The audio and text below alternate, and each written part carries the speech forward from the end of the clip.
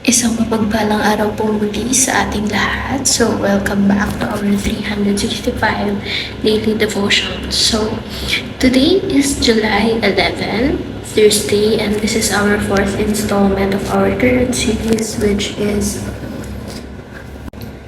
Give Yourselves to the Work of the Lord. So, in connection to our topic for today pala is God's claims. So, in connection to our topic for today, ang Bible verse natin tatalakayin ay ang Colossians chapter 1, verse 20. So, in New International Version, and through Him to reconcile to Himself all things, whether things on earth or things in heaven, by making peace through His blood shed on the cross. So, in Filipino translation naman, or in Magandang Balita Biblia version, at sa pamamagitan ng anak, niloob ng Diyos na ang lahat ng bagay, maging sa langit o sa lupa, ay ipagkasundo sa Kanya. Nakamta ng kapayapaan sa pamamagitan ng dugo ng Kanyang anak na inialay sa krus. So, this verse just tackles about the creations of the Lord, diba? Ang topic nga natin, the claims of God. So, yung mga bagay na nilikha niya, even the earthly things, heavenly things, earthly things, so everything was created by our Lord God. And to prove that, we have here our teaching and application part. So, para mas maunawaan pa itong talakay natin, is proceed tayo sa ating teaching.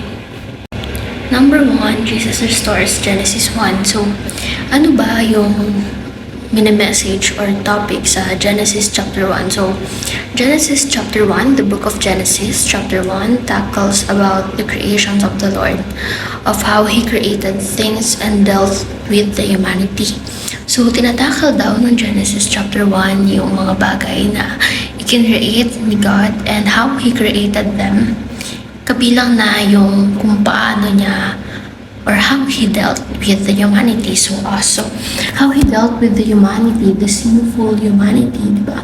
So, ang nangyari, diba, tayo is naligtas tayo sa mga kasalanan natin sa yung naligtas tayo sa kaparusahan ng kamatayan through Jesus Christ, because of Lord Jesus Christ. Dahil nga He saved us, diba? He suffered on our place, diba?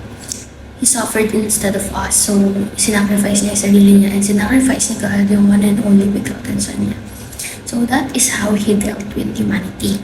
And that is what composes the Genesis chapter 1 and even yung restore ni Jesus Christ. And number 2, Jesus claims all things. So, everything that was made, diba? It is made by our Lord God. So, si God, He created the heavens and the earth and everything. Even the heavenly, or may it be earthly things. So, everything. So, Jesus claims all things. And number 3, Jesus fights the battle on all fronts. So, given na we are also created by our Lord God, our Creator, di ba? So, si Jesus Christ, He is sent to us dahil nga tayo, hindi natin kaya mabuhay ng tayo lang. Kailangan natin si Jesus Christ as our guide, as our Savior, di ba? Siya yung nag-guide din sa atin na lumayo sa mga bagay na hindi natin dapat ginagawa at hindi natin dapat nilalapitan. So, siya rin yung naglilinis sa atin nang sa gayon, when the time of the judgment comes, di ba?